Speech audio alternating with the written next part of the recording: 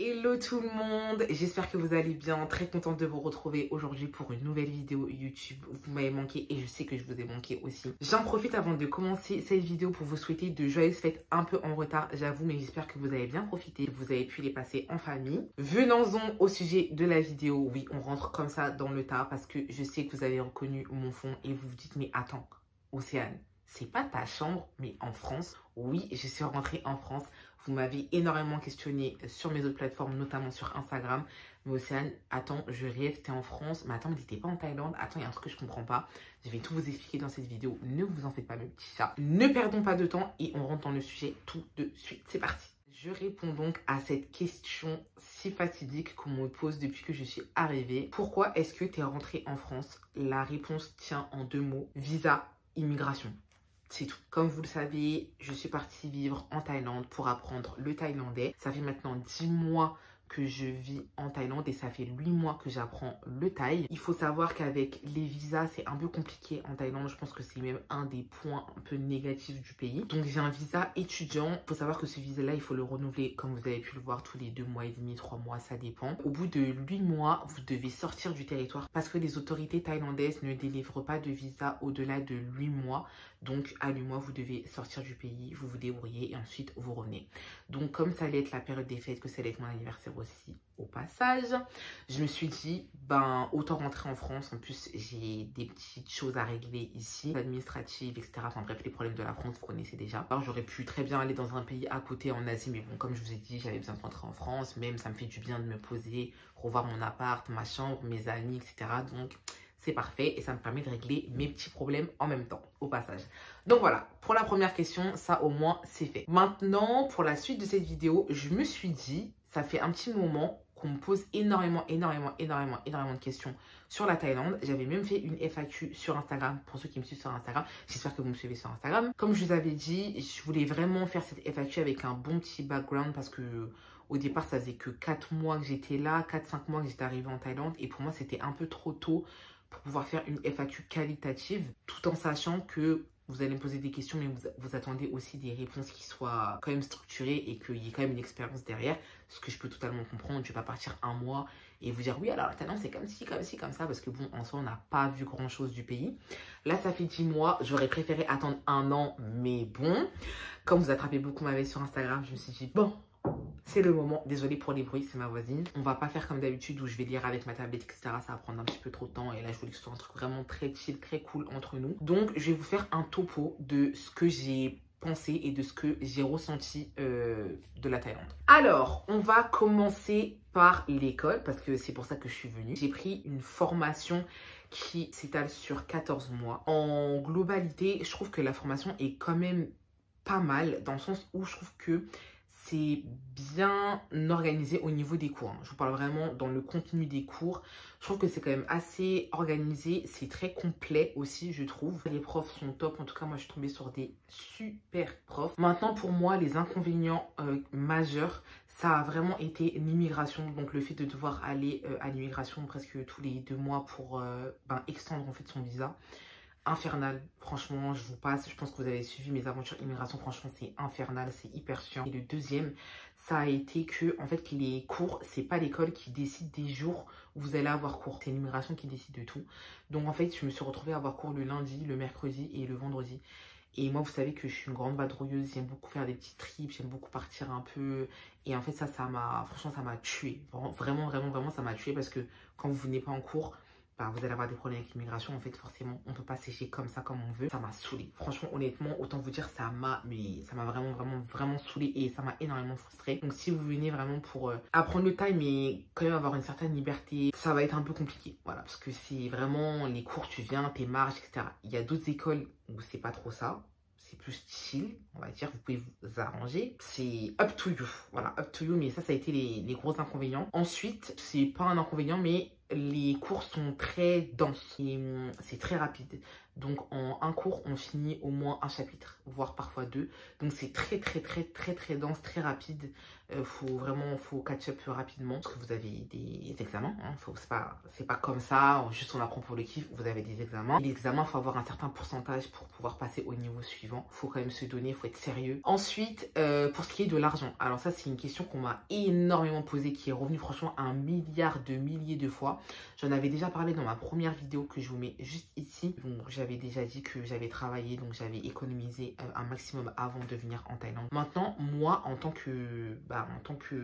qu'expat en fait qui a vécu en Thaïlande, à Bangkok, je précise. On dit que la vie elle est pas chère, mais je pense qu'il faut qu'on remette un petit peu les choses dans leur contexte. Après, ça reste que mon avis, encore une fois. Quand on se penche sur les loyers, par exemple, effectivement, les loyers sont moins chers qu'en France. Ça, c'est indéniable. Moi, par exemple, je paye mon loyer 270 €, 280 € à peu près.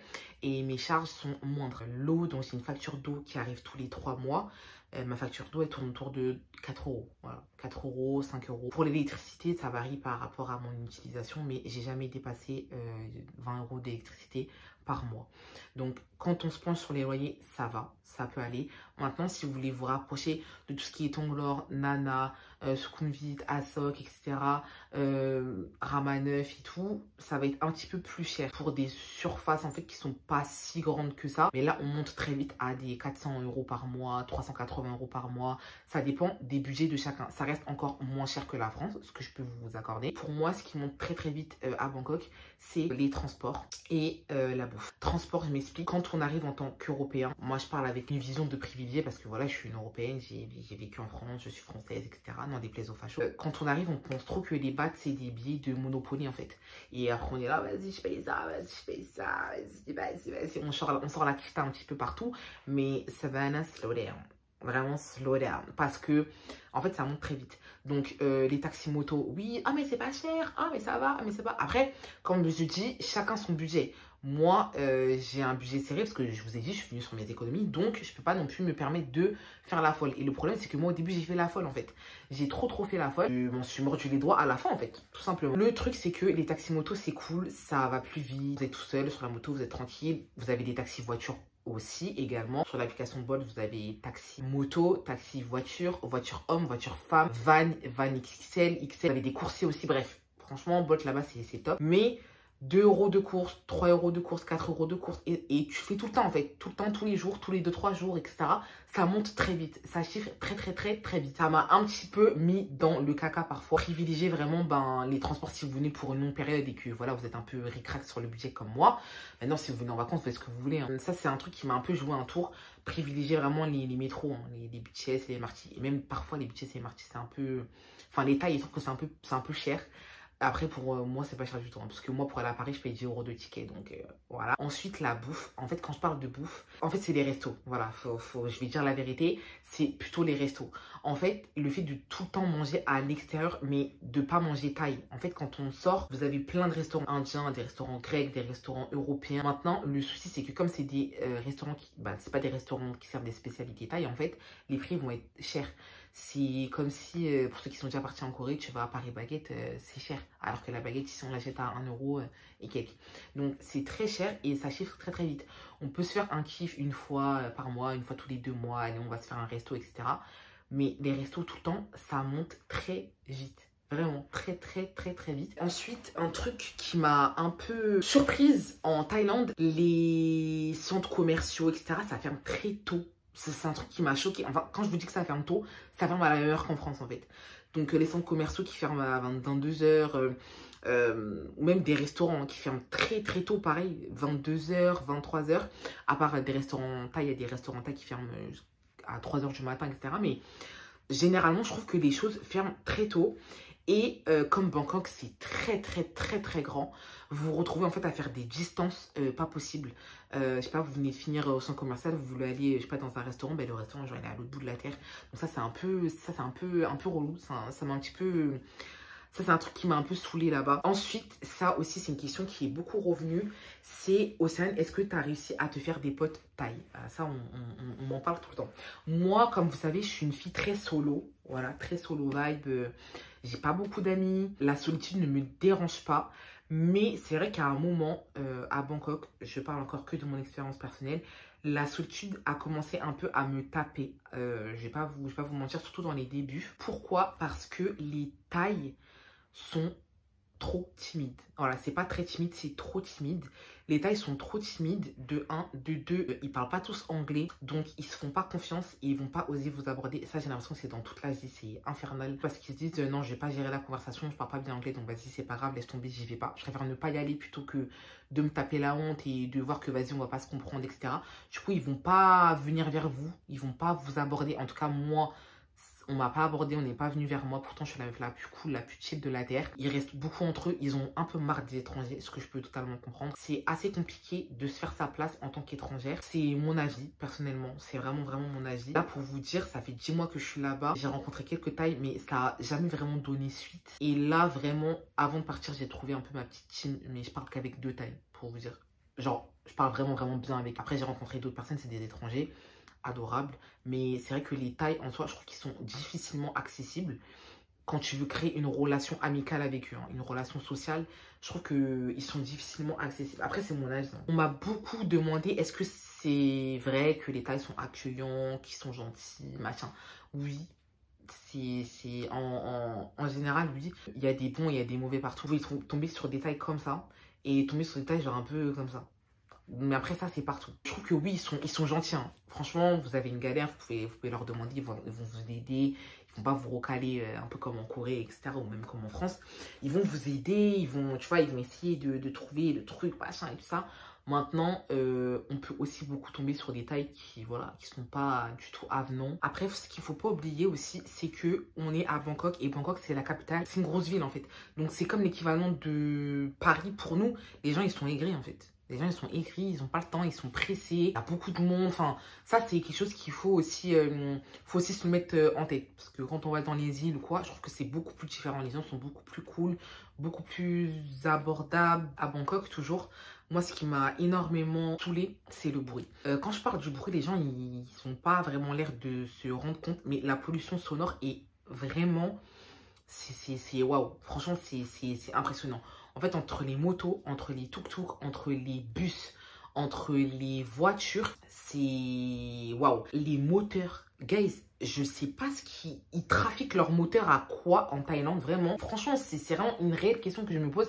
Mais tout le monde, hein, que ce soit tuk-tuk, moto, et en plus là-bas, il y a beaucoup de moto-moto. Donc, il y a les scooters, mais il y a les moto-moto, les vrais bécanes. Et je sais pas... Je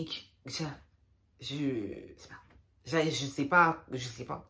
Je n'arrive même pas à expliquer. En fait, vous sortez, vous êtes déjà overstimulated en fait.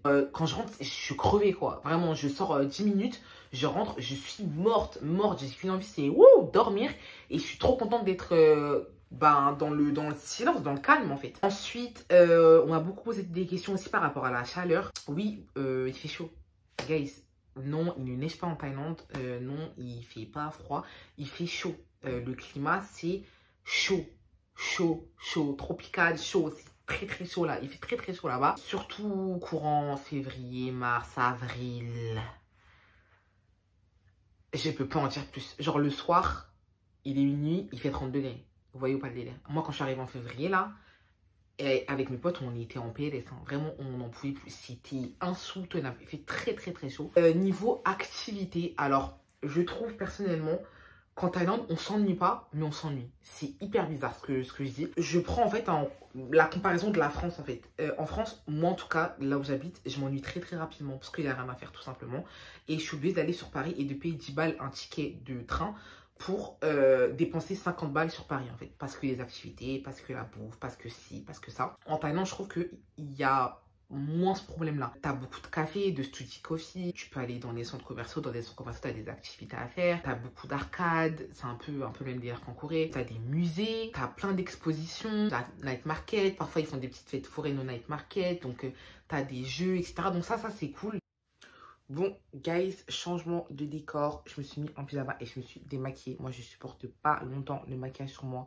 J'ai horreur de ça. Alors, pour clôturer au niveau des activités, je précise qu'en étant à Bangkok, on peut avoir cette impression qu'on fait tout le temps les mêmes choses. Même si, en vrai, il y a plein d'activités à faire. Mais on peut avoir l'impression que c'est un petit peu redondant. Anyway, je pense que j'ai fait à peu près le tour de la vidéo. Je pense que j'ai répondu à peu près les plus grands axes, en tout cas de ce qu'on me demandait le plus. J'espère que cette vidéo vous a plu. Si vous avez d'autres questions, n'hésitez pas à les poser en commentaire. C'est des questions qui peuvent aider les autres et qui peuvent vous aider aussi si j'ai pas répondu dans cette vidéo. N'hésitez pas à me le faire savoir. N'hésitez pas aussi à me suivre sur mes autres plateformes Instagram et TikTok. Je vous attends nombreux et nombreux, pardon, excusez-moi. En attendant, je vous souhaite une très belle année 2025. Je vous souhaite que des belles choses. Et pour ce qui est du reste au niveau de la Thaïlande ou au niveau même de tous les pays que vous voulez visiter, allez-y.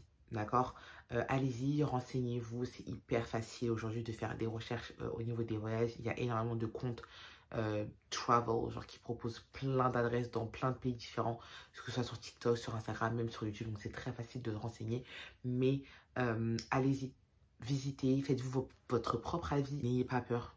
C'est maintenant en fait qu'il faut faire ce genre de choses là, c'est à cet âge là qu'il faut le faire parce qu'après on n'aura pas forcément le temps, on sera peut-être pris un peu plus dans les choses de la vie, donc allez-y, c'est maintenant. Et je vous assure qu'en vrai en voyage on n'est jamais vraiment seul, vous allez toujours trouver quelqu'un avec qui vous allez peut-être partager des moments, voilà, donc allez-y, ne réfléchissez pas trop, profitez de votre vie, c'est maintenant.